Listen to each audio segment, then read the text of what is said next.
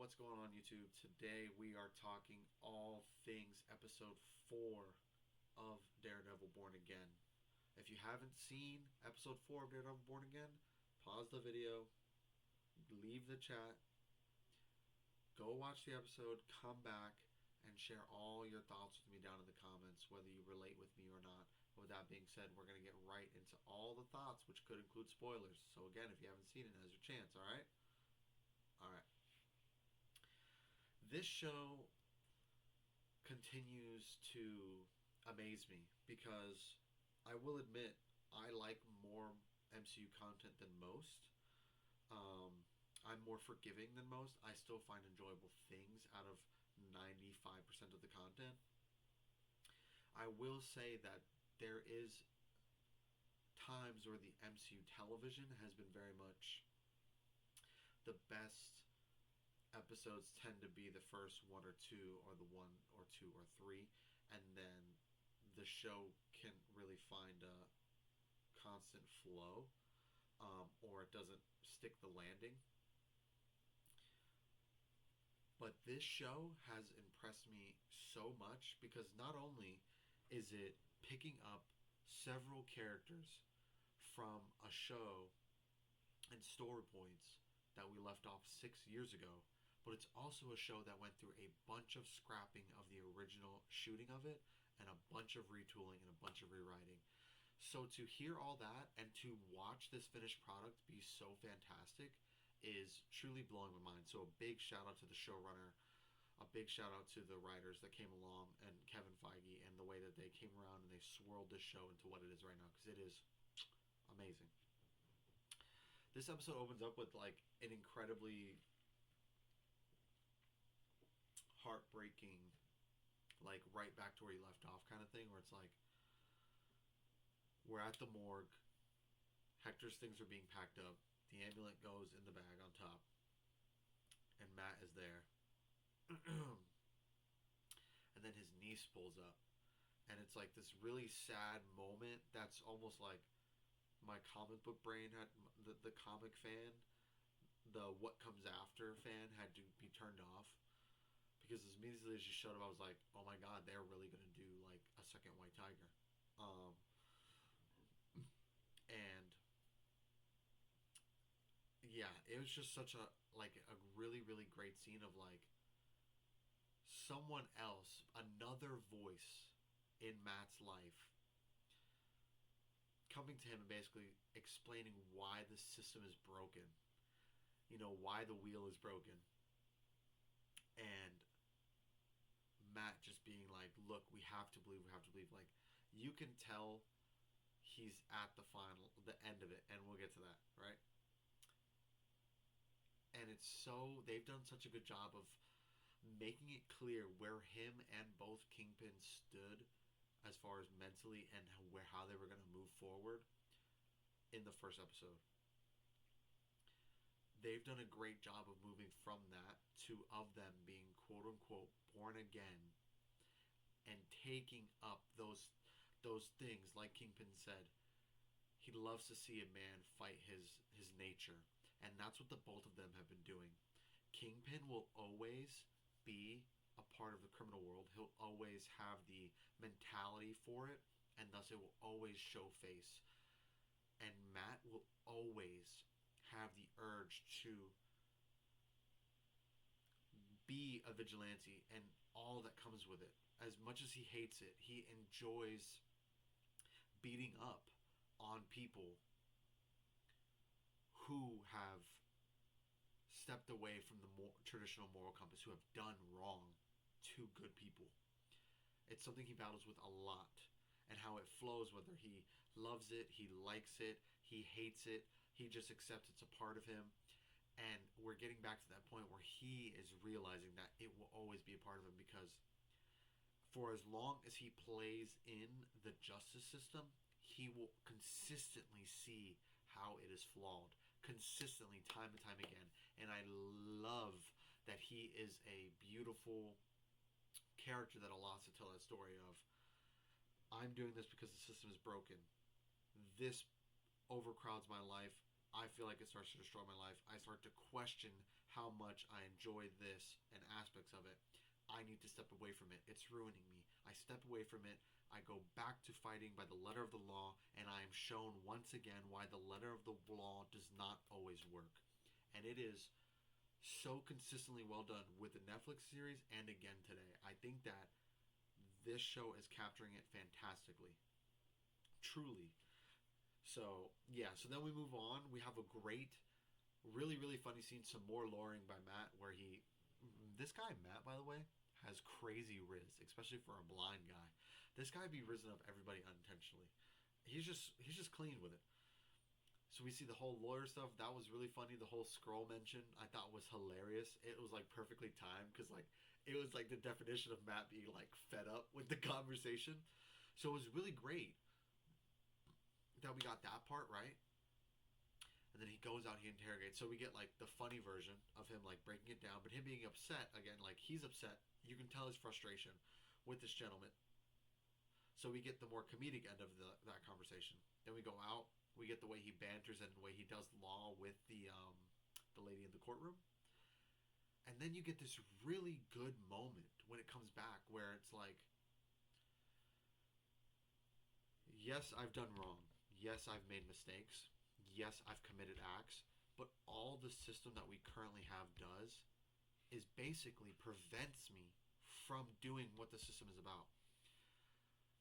The system is intended to be a reform system of if you commit a crime, you're supposed to then be judged for your crime by a jury of peers, and if they find you guilty, you're supposed to serve the time sentenced by the court, and in that time, you're supposed to reform yourself and then come back into the world as a better person. And I feel like what that gentleman in himself perfectly encompassed was all of the steps that you have to take within the system after being a convicted felon or a criminal. You know, you have a conviction, you have a rap sheet. It can hinder the other things in life that help you get ahead. And like he gives that example of, last time I was supposed to only be held for this. Because the system took too long, I was held longer than I was supposed to be. I missed my appointment. Now I don't get aid from the government like the government provides because I missed my appointment because I'm in the system because of my previous rap sheets. So it's a constant cycle of we arrest people for committing crimes, petty theft, petty larceny, things like that, loitering, panhandling, of those natures, those smaller crimes, and then we put them into the system, and it's constantly like a cycle of because we put them in the system, they miss out on things that allow them to try to get further away from the system. So thus, that when they come back out, they're forced into a struggling lifestyle, which impedes them to believe that they have to then recycle. And he even said it so simply: "I went hungry, and yeah, I wanted something that tasted good." So he admits that he stole, but it's like the whole emotional reasoning behind it. It's so incredibly well done. It's such a great scene. So shout out to the show to also giving great lawyer based television within this grander vigilante story. They have been doing an excellent job with it, and I'm genuinely so happy about it. We also get more of the Kingpin Vanessa stuff, which is really, really great. They have a lovely, lovely conversation with the therapist, and I love the way that it plays out to where the therapist then asks Vanessa on her own if she feels comfortable at home. Such a great moment that then plays better when he's talking to her again at the dinner table, and he does the thing when I was a boy. You know, he starts to go into that monologue of that stuff, and it's so like a great progression of their relationship where it's at. And the Adam thing is fantastic.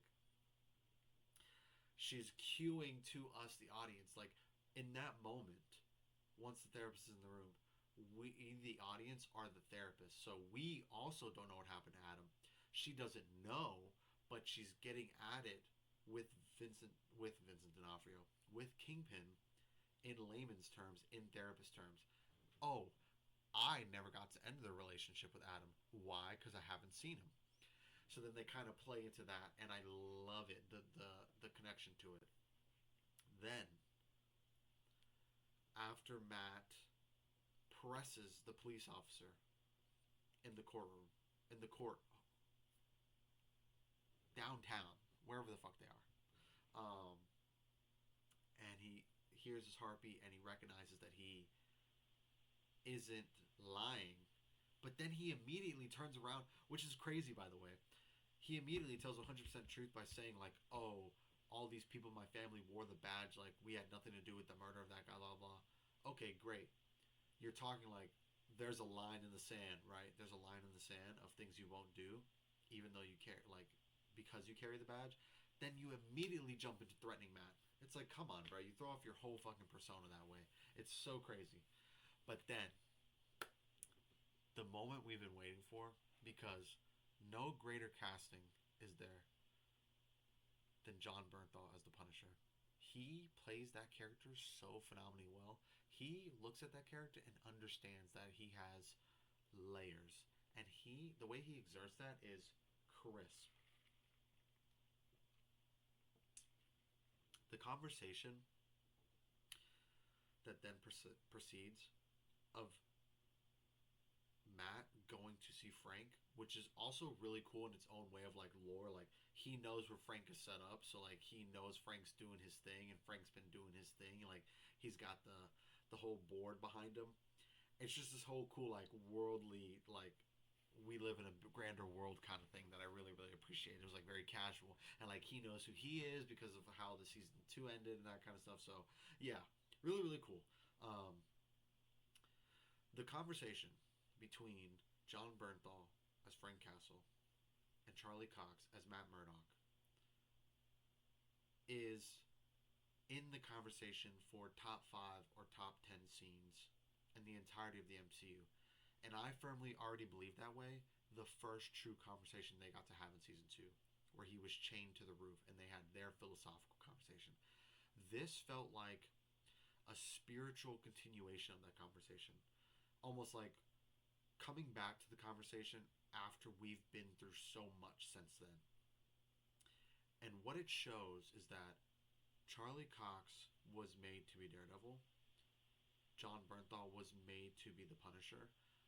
The way that these two ignite each other's ability when being acting scenes together, like being partners, is beautiful. Watching them talk and the way the conversation goes from start to finish, the entire interaction, feels like I'm flipping pages of a comic and I'm hearing a genuine, real deal conversation between these two guys who understand each other in a way that most maybe don't. And I love that they are able to bring these characters to life so incredibly well when they share the screen together. It's truly magnificent. And I genuinely think just simply because of how good they are on screen together, they will always find a way to intertwine their stories as long as we're telling the story that has these two actors in it. They will consistently follow each other because their chemistry on screen and their ability to bring those characters to life is truly top notch. Genuinely, a big shout out to the both of them. That conversation is so emotional, it's raw, it's intense, it's powerful. The way that they shoot whips at each other and how he just tells them straightforward, I'm not doing your hero shit for you. I'm not doing that shit. What you're here to ask me for is what you want to do. You just want permission to do it. And then you fight against it, but you know in your heart of hearts that is what you want. It is incredible. Truly, truly incredible stuff. It is so masterful. And then finally, after that, we get this incredible setup of them going back to their old ways. And this is, again, the example in art of show, don't tell, right? We have been slowly watching them return to what they truly are.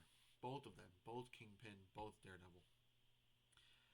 The ability to show us that the man who said he was going to straight and narrow to be the mayor is now going in down below into some secret bunker to have his fancy high end dinner while the man his wife had an affair with sits there in a cage, is walking by the way, the painting that he loves and holds dear and connects to the childhood that made him who he is, and has the blood splatter that Daredevil gave it when they clashed for the last time.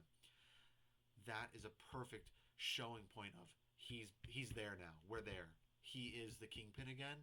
Anything moving forward, if you didn't believe it already, he is the Kingpin. And then at the same time, they're showing Matt sneak away from bed in the dead of night to go to what turns out to be his little secret hideout for all of his cowls. And then he breaks out the baton, he connects it together, and he starts knocking the rust off, metaphorically. He starts doing the motions, whips out the grappling hook. All of this happening while Kingpin is making his speech to Adam, and he's talking to Adam in the cage about forgiveness.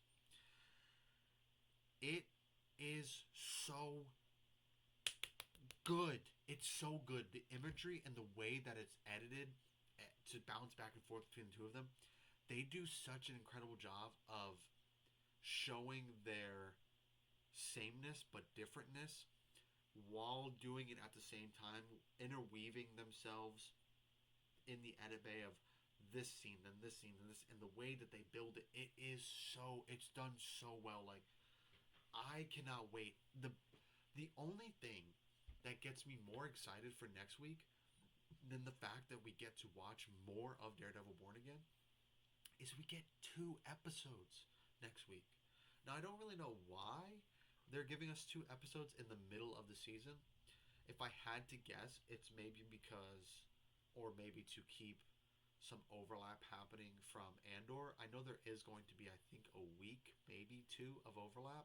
Maybe this is their way to make sure that there's not excessive amounts of overlap, right? So, I guess we'll see.